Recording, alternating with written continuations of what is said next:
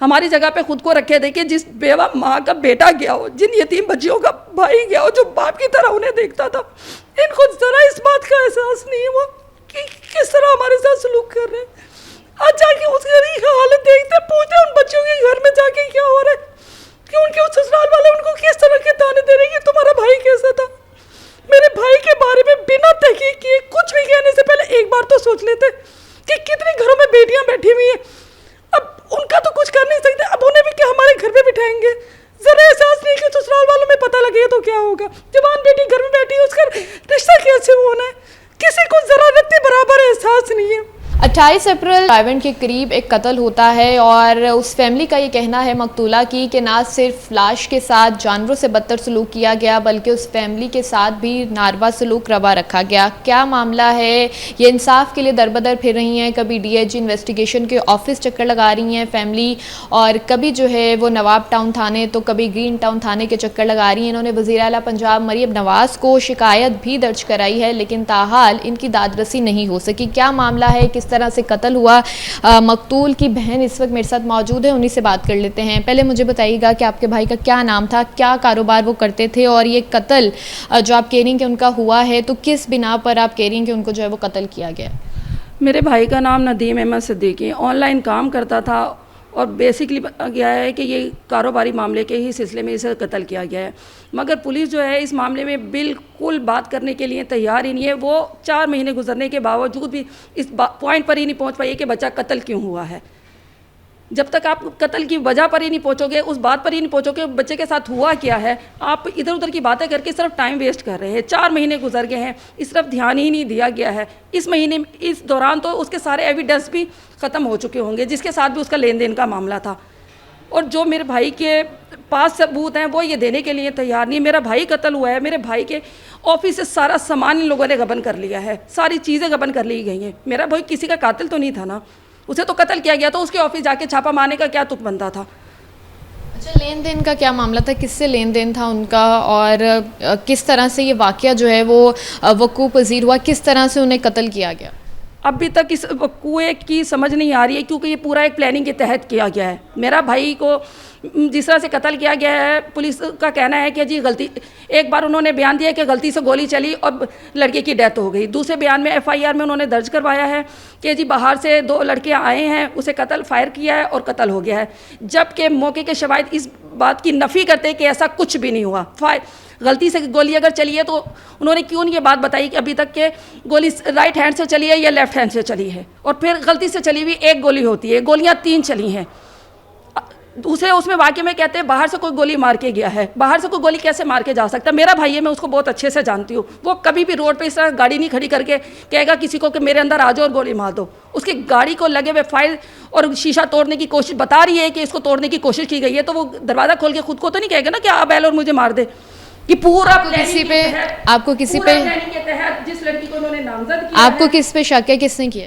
ये इसके दोस्त ही हैं जिनके साथ इसका काम का जिनके साथ ये काम करता था, क्योंकि वो कभी भी इसको ऊपर चढ़ता नहीं देख सकते। ये बहुत कम उम्र में, बहुत छोटी उम्र में, वक्त से पहले इसने अपना एक मुकाम बना लिया था। और रिसेंटली वो वाली बात आ लिया, इसी साल में उसका वकालत भी मुकम्मल होने वाली थी।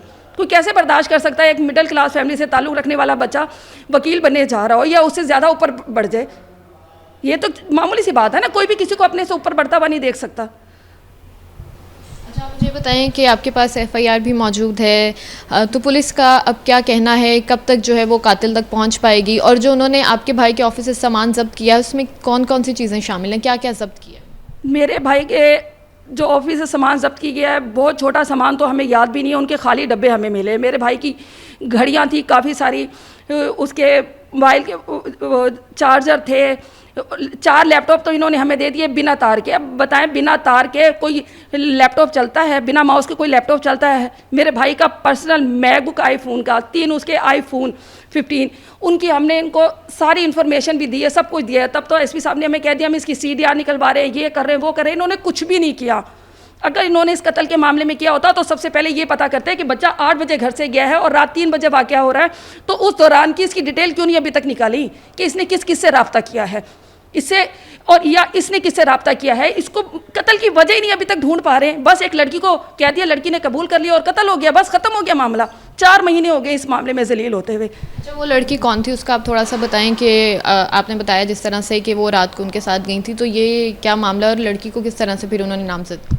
लड़की को वो कहते हैं जी 4 साल से इसके साथ रह रही थी, इसके साथ काम करती है, जबकि ऐसा कोई एविडेंस नहीं है। 4 साल से वो इसके साथ कोई काम नहीं करती थी, इसको सिर्फ वहाँ पर प्लांट किया गया है।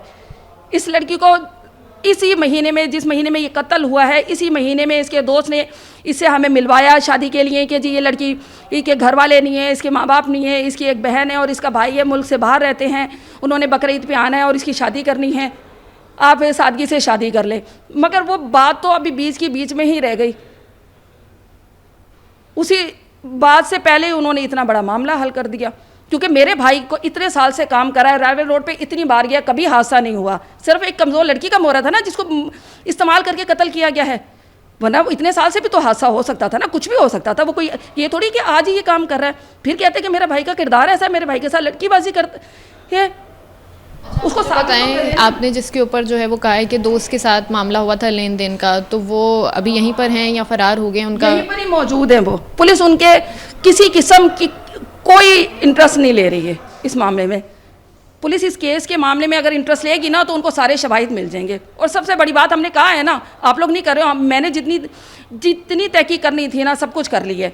ये मेरे भाई के मोबाइल दें, उसके आईफोन दे, मैकबुक दे, खुद ब खुद सारा कुछ खुल के सामने आ जाएगा कि मेरे भाई को किसने कत्ल किया है। उसने अपनी तरफ का तो डेटा ख़त्म कर दिया होगा, मेरे भाई का तो नहीं डेटा ख़त्म किया होगा ना। अच्छा, आपने ये जो दरख्वास्त दी है डीआईजी साहब को, इसमें आपने लिखा भी है कि उनके साथ जानवरों से बदतर सलूक किया गया, लाश को फेंक कर चले गए, आप लोगों को जो है वो अप्रोच नहीं करने दिया गया।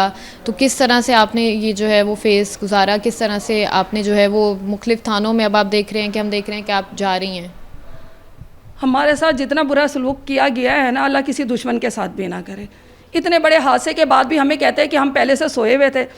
हमारी जगह पे खुद को रखे, देखिए जिस बेवा माँ का बेटा गया हो, जिन यतीम बच्चियों का भाई गया हो जो बाप की तरह उन्हें देखता था, इनको ज़रा इस बात का एहसास नहीं है वो कि किस तरह हमारे साथ सलूक कर रहे हैं। आज जाके उसकी हालत देखते, पूछते उन बच्चों के घर में जाके क्या हो रहा है कि उनके उस ससुराल वाले उनको किस तरह के ताने दे रहे हैं कि तुम्हारा भाई कैसा था। मेरे भाई के बारे में बिना तहकीक किए कुछ भी कहने से पहले एक बार तो सोच लेते कि कितने घरों में बेटियां बैठी हुई हैं। अब उनका तो कुछ कर नहीं सकते, अब उन्हें भी क्या हमारे घर पे बिठाएंगे। जरा एहसास नहीं कि ससुराल वालों में पता लगे तो क्या होगा। जवान बेटी घर में बैठी है, उसका रिश्ता कैसे होना है, किसी को जरा रत्ती बराबर एहसास नहीं है। अच्छा, मुझे बताएं कि आप डीआईजी इन्वेस्टिगेशन के ऑफिस गई थी, उन्होंने क्या कहा है, अब किस तरह से इस मामले को जो है वो हल किया जाएगा? डीआईजी इन्वेस्टिगेशन ऑफिस में गई हूँ, चक्कर काटते रहे। लास्ट 10 दिन पहले बोर्ड में हमारी एप्लीकेशन लगी थी, वहाँ एसएसपी साहब ने भी सुना, एसपी साहब को बुलाया, वो उनकी किसी सवाल का जवाब नहीं दे सके। तफ्तीशी भी उसमें कुछ भी ठोस जवाब नहीं दे सका। हमें लगा कि शायद हमारा काम हो जाएगा, मगर 2 दिन के बाद लगा कि तफ्तीश तो सही है, सब कुछ सही है, हमारे खिलाफ कर दिया उन्होंने। अब दोबारा हमने सेकंड बोर्ड में डीआईजी साहब को दिए, पर मुझे कतई उम्मीद नहीं है कि यहाँ से भी हमें यहाँ से कुछ हासिल होगा। तो फिर आप किस तरह से उम्मीद रखती हैं, आपको इंसाफ कैसे मिलेगा? मुझे कतई उम्मीद नहीं है कि कोई इंसाफ मिलेगा। सिर्फ कहने का यही मकसद है कि इस तरह जलील करने से बेहतर है ना कि बंदा सबको गोली मार देता। कम इतनी जलालत तो नहीं भुगतनी पड़ती। हमने मरीम नवाज़ को भी दिया, उससे अलावा सियासत के और बहुत से लोग हैं जिनको मैं एप्लीकेशन दे चुकी हूँ, जो सियासत के बड़े ओहदों पे बैठे हुए, मगर किसी ने इस बात को सीरियस लिया ही नहीं है। कत्ल हुआ, कोई मजाक तो नहीं हुआ है ना, गरीब है तो क्या मतलब है, जो जिसका दिल आएगा करके चला जाएगा। मेरे भाई ने बिगाड़ा क्या था किसी का, अपना सीधा काम करता था, अपने काम से काम रखता था, वो किसी के साथ उसने कभी उफ तक नहीं करी है। मरीम नवाज़ को जो आपने दरख्वास्त दी थी उसका क्या बना है, कोई उसका रिस्पांस मिला आपको? अमल नहीं है, अभी उसका कोई रद्द अमल नहीं है।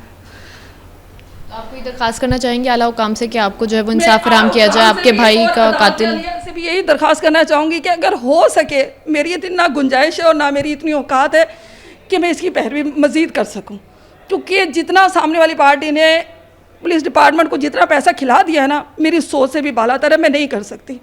अगर वो मेरी आवाज़ सुन सकते हैं ना तो मैं चाहूँगी कि मेरे भाई को इंसाफ दिलवाया जाए। जी बिल्कुल, ये बहन यहाँ पर मौजूद हैं जो अपने भाई के लिए इंसाफ मांग रही हैं। थाना नवाब टाउन, ग्रीन टाउन, ये जो इन्वेस्टिगेशन के ऑफिस तक ये गई हैं। मरीम नवाज़ को भी इन्होंने दरख्वास्त दी है, लेकिन ये यही उम्मीद ज़ाहिर करी है कि ये केस की पैरवी कर कर के अब थक चुकी हैं, क्योंकि इनका ये कहना है कि सामने वाली पार्टी ने लेन देन के मामले पर ये कत्ल हुआ है, तो सामने वाली पार्टी ने पुलिस को पैसा खिलाया और पुलिस उस पार्टी के साथ मिली हुई है, जिसकी वजह से ताहाल इनको इंसाफ नहीं मिल सका। तो ये उम्मीद लगाए बैठी हैं कि ये यतीम हैं, इनका भाई इनका वाहिद सहारा था, तो इनको जो है वो इंसाफ फराहम किया जाए। और अदालत आलिया से भी इनकी यही दरख्वास्त है कि ये इंसाफ के मुंतज़िर हैं, तो इनके भाई का कातिल जो है वो ढूंढा जाए और इनको इंसाफ की फरहमी यकीनी बनाई जाए।